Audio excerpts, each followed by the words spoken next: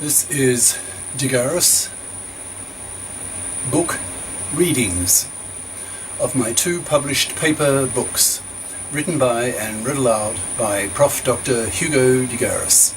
Email profhugodegaris@yahoo.com. Website profhugodegaris.wordpress.com. This is Chapter 3, entitled Artilect Enabling Technologies, from my book The Artilect War. Cosmists versus Terrans, a bitter controversy concerning whether humanity should build godlike, massively intelligent machines.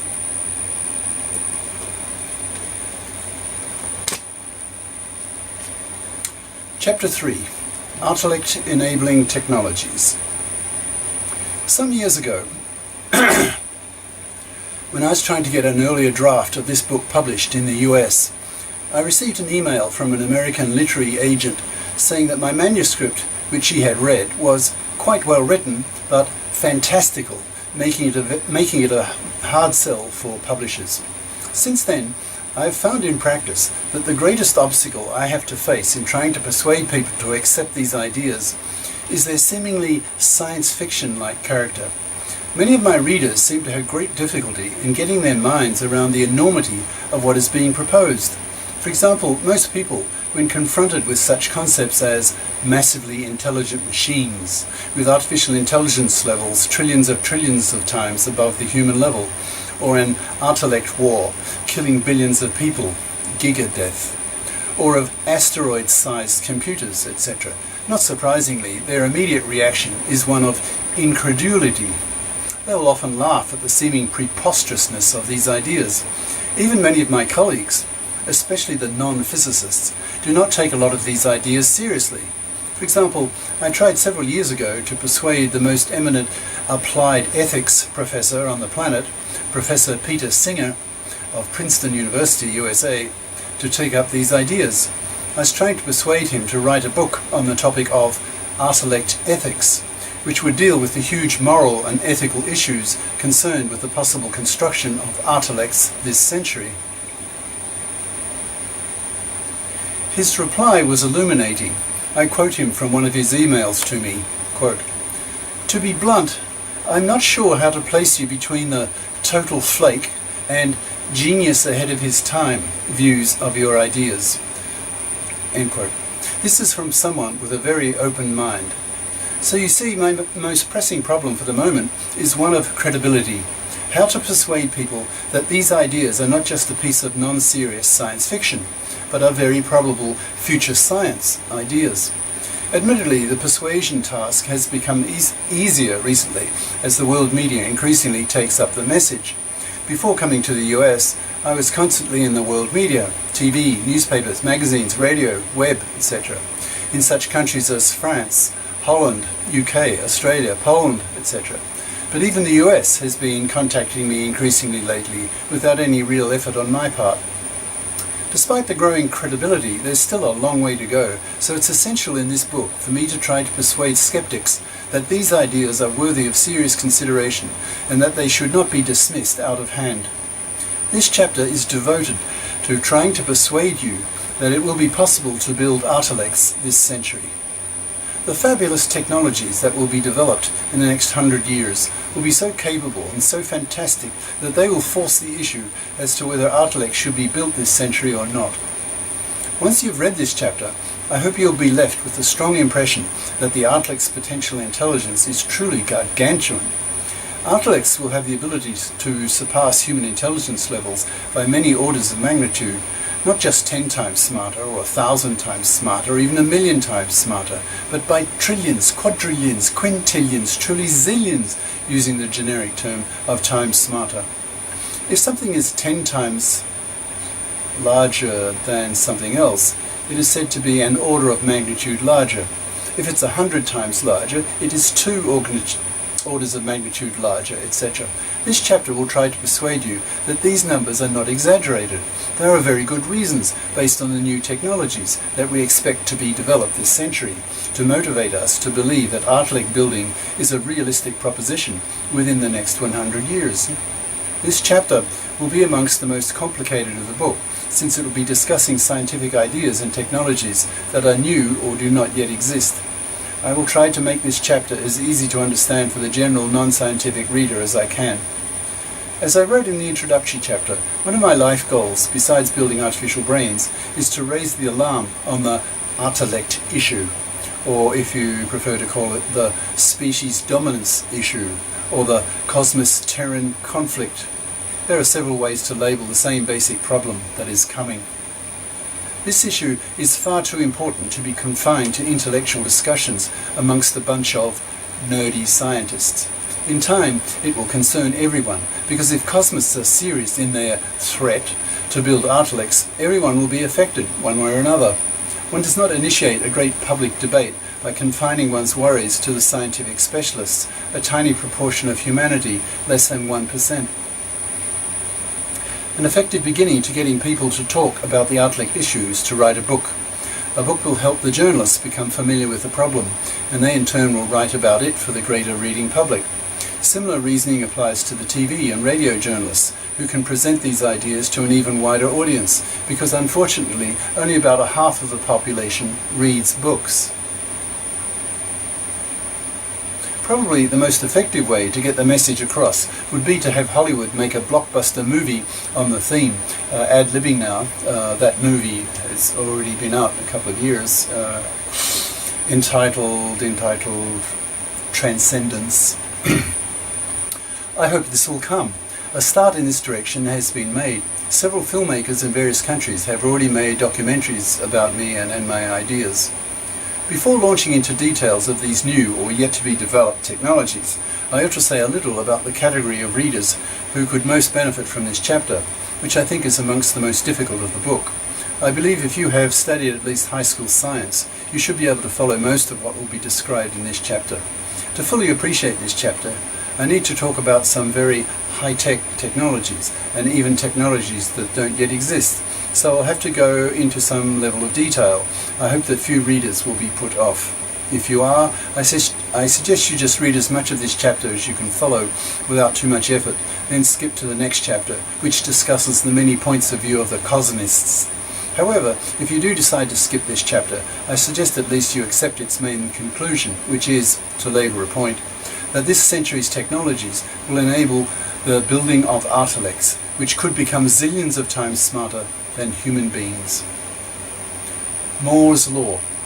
I begin the introduction of the Artilect enabling technologies of this chapter with the phenomenon known in the electronics world as Moore's Law, that I discussed briefly in the introductory chapter. This time, however, the concept will be treated in greater detail. Gordon Moore is a person still alive in the early 21st century who was one of the co-founders of the Intel microprocessor company in Silicon Valley, California, USA. In the mid-1960s, he noticed that integrated circuits were increasing their speed and density, that is, the number of transistors crammed onto the surface of a silicon chip, by a factor of 2 every year or so. This doubling rate has remained more or less true for the past 40 years, and many people believe that it will continue right down to the molecular scale. What is the point of trying to make electronic components smaller and more densely packed? If two electronic components have to signal each other, and given the finite speed of light, that is, the maximum speed with which electronic components can send messages to each other, then the closer these components are to each other, the faster they can influence each other. Also, the smaller the size of the components, the greater is the number of them that can be crammed into a given surface area. Hence the chip can deliver greater performance because it has more components to do more things. The microchip industry is thus under constant pressure to scale down, to make its transistors smaller, its circuits smaller. If a company falls behind in this frenetic race, it will lose sales and go out of business. If the rival company down the road is 6 months ahead in its development cycle, and thus releases a new batch of products ahead of your company, and you're at a great disadvantage.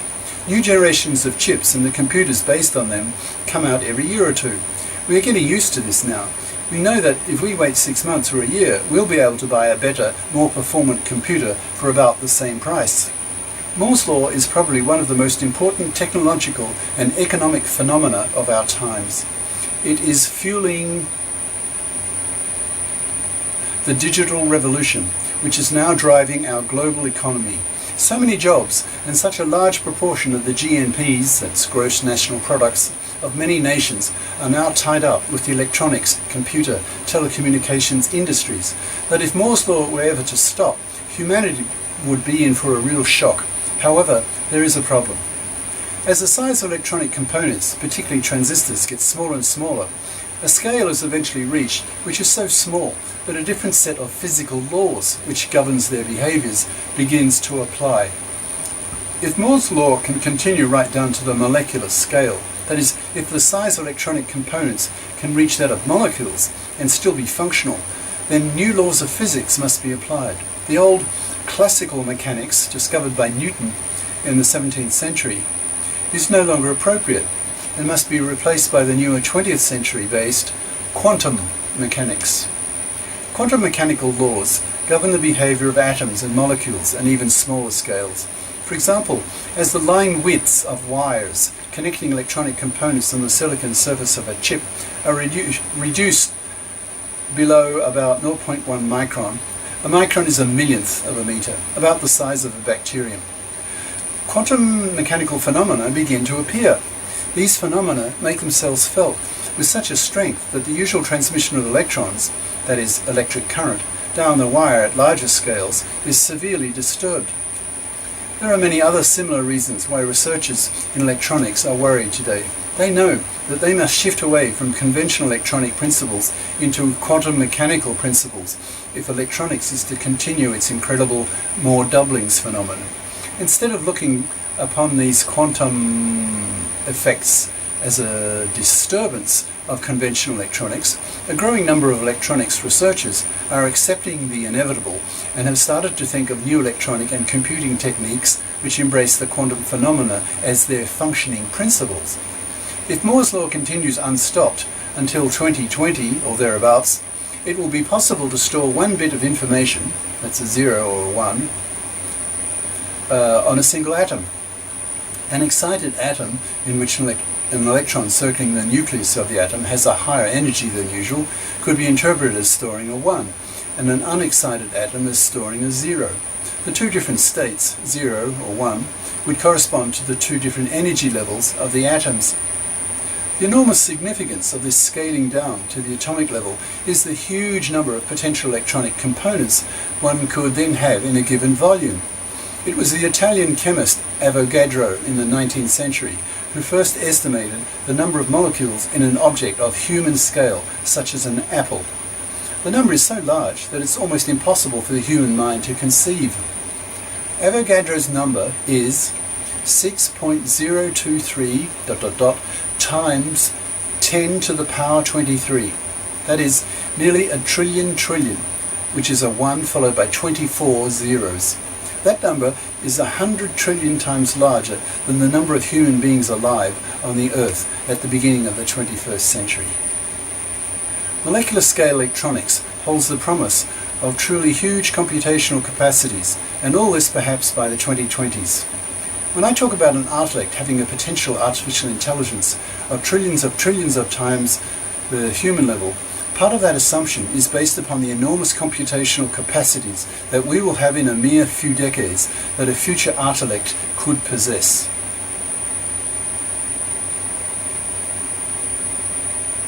Reversible computing. The above idea of having trillions of electronic components inside a small volume, say that of an apple, or a few cubic centimeters, contains an implicit assumption, and that is that the electronic circuits contained in such a volume would be distributed throughout that space. They would be three-dimensional, 3D. But today's electronic circuits are all 2D, imprinted on the surface of silicon chips. Why is this? Why doesn't modern electronics take advantage of the far greater storage capacities of 3D circuits? The answer has to do with the problem of heat generation. The following paragraphs will explain. For the past few decades, theoretical physicists have been asking themselves some fundamental questions about the ultimate limits of the physics of computation.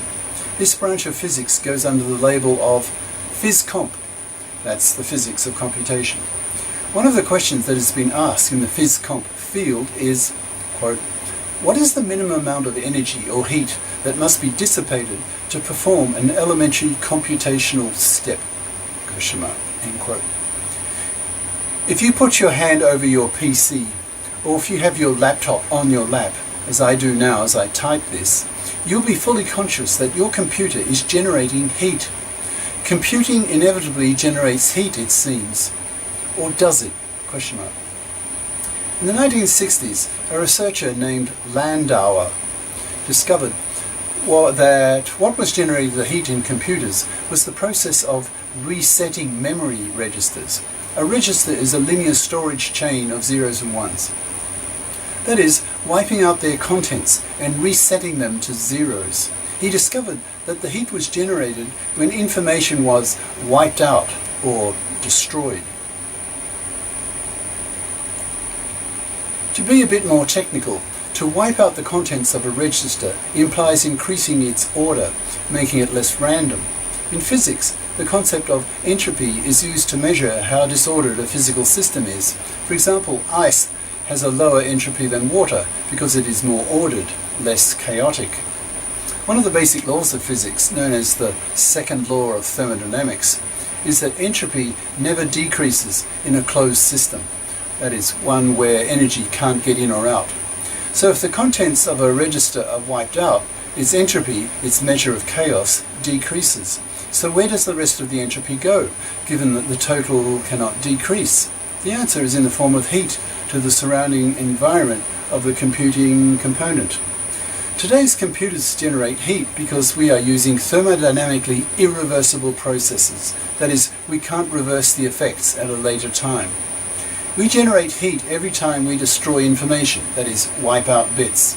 Landauer thought that this was inevitable because when he looked at how the computers of his time all functioned, he saw that they were full of AND gates and the like.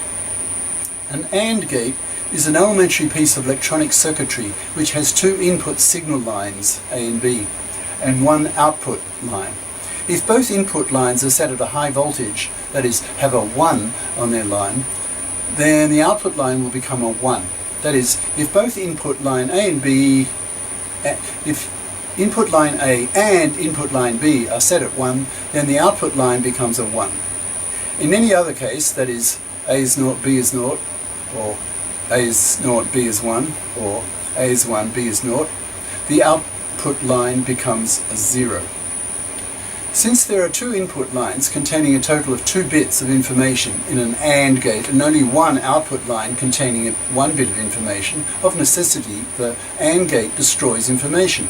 If you are told in which state a system is in that can have 2 possible states, then you are given 1 bit of information. For example, take the question, on which side of the road do the Japanese drive? When you are told, on the left-hand side, you are given 1 bit of information. Every time 2 bits go through the AND gate, only 1 bit comes out. The AND gate is irreversible. That is, you cannot always deduce from the output what the input was. For example, if the output was a 1, then you know the inputs were both 1. But if the output was a 0, you don't know if the inputs were 0, 0 or 0, 1 or 1, 0. For a gate to be reversible, that is, you can deduce what the inputs were from its outputs and vice versa, common sense says that you have to have the same number of input lines as output lines. People began to dream up reversible elementary circuits, or gates, with an equal number of input and output lines. A gate is an elementary electronic circuit that performs some basic operation. For example, an AND gate, an OR gate, a NOT gate, etc. One famous such gate was called the Fredkin, that's Fredkin, the Fredkin gate. which had 3 inputs and 3 outputs. The Friedkin gate is reversible, so no bits of information are destroyed. It's also computationally universal. That is, by feeding the outputs of Friedkin gates to the inputs of other Friedkin gates, large circuits of these gates can be built up that can perform any of the functions that computers need to perform. Since the individual gates of the computer were reversible, the computer itself could be made reversible. In other words, one could input the initial bits into the left-hand side of the computer, and these would be processed by the Friedkin gates in the computer design. The resulting output, the answer, would appear exiting from the gates at the right-hand side of the computer. You can make a copy of the answer, which might generate a little bit of heat, and then send the answer back into the computer from right to left. Since all the gates of the computer are reversible, you will end up with what you started with at the left-hand side. You have performed a reversible computation. No bits have been lost, and hence no heat has been generated. Nevertheless, you have the answer you want, because you made a copy of it halfway through the computational process, that is, before you reversed the direction of processing.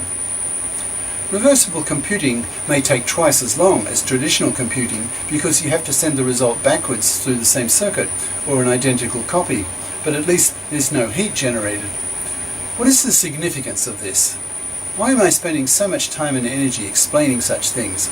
Because I believe the theoretical discovery of reversible, heatless computing in the 1970s was one of the greatest scientific discoveries of the 20th century and is of great relevance to the main ideas of this book.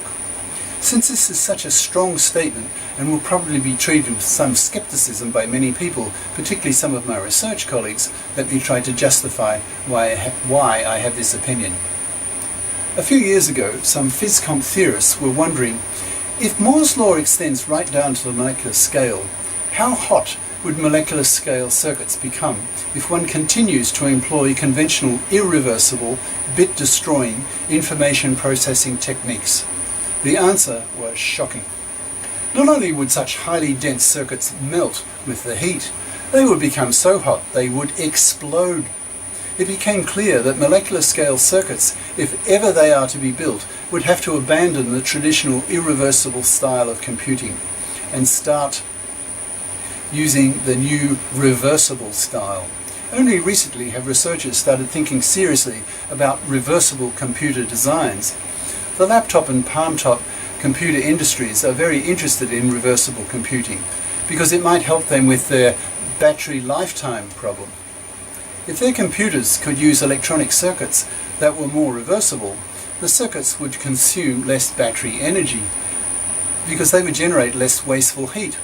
Hence the battery would drain more slowly and have a longer life. Consumers will be more likely to buy laptop computers that have batteries that last longer. Wouldn't it be nice to have a single laptop battery that lasted for a full transatlantic flight, for example? We now have such things due to battery improvements in technology. Lithium ion type, for example. Okay, back to the essay. The book. So it is inevitable that reversible computing has to happen. As Moore's law continues to bite, pressure will increase on computer designers to use the reversible paradigm. It's only a question of time. But if we start taking the concept of heatless computing seriously, we can begin to play with some revolutionary ideas. For example, why are today's electronic circuits two-dimensional?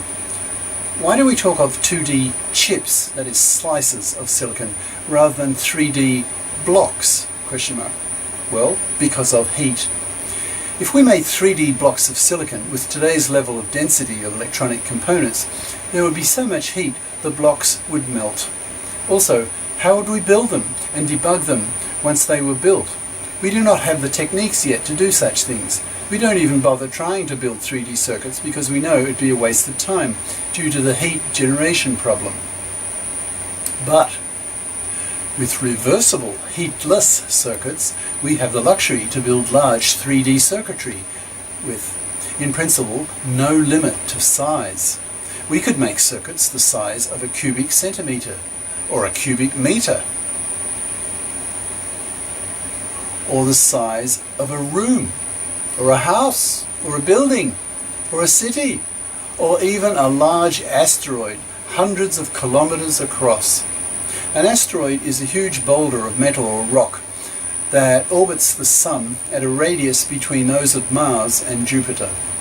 There are thousands of very large asteroids in the asteroid belt.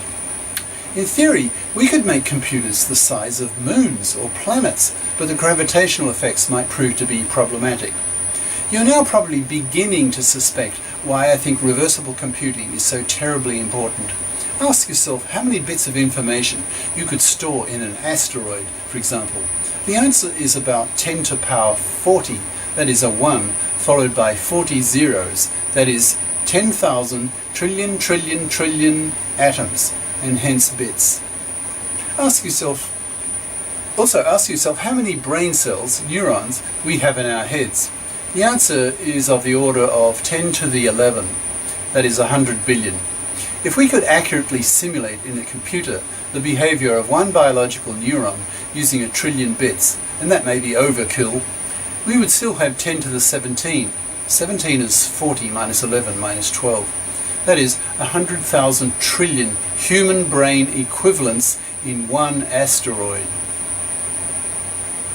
I suggest you really study these numbers. They are the writing on the wall for me. What this means is that sooner or later humanity will be able to create vast computing capacities, eclipsing enormously human brain levels. It's therefore only a question of time before humanity has to choose whether to exploit fully such enormous computing potential or not. All in italics. Let me spell out a bit more explicitly just how phenomenal such an asteroid-sized computer might be and what it could do. Firstly, it could think 1,000,000 times faster than do our brains. The neurons in our skulls communicate with each other at a maximum speed of hundreds of meters a second. Electronic signaling speeds, as in computers or in Artilect, would be 1,000,000 times faster. That is close to the speed of light, which is 300 million meters a second. Even if these Artilects had the same intelligence levels as humans, they could do in seconds what takes us years. Instead of getting a PhD in 4 years, it would take such an Artilect only 4 by 50 by 5 by 8 by 60 by 60 divided by 1,000,000 equals 30 seconds. But an Artilect has far more than just one human brain equivalent. It has zillions of brains more. So it could distribute its thinking over all its brain. Then it could do what we do in 4 years in picoseconds, or less. A picosecond is 1/trillionth of a second. Artilects would be so fast in their thinking that our human pace of thought would seem as slow to them as humans trying to communicate with rocks. Over millions of years, rocks change their shape, which might be interpreted as conveying a message, but humans don't have the patience, nor the lifespan, to wait.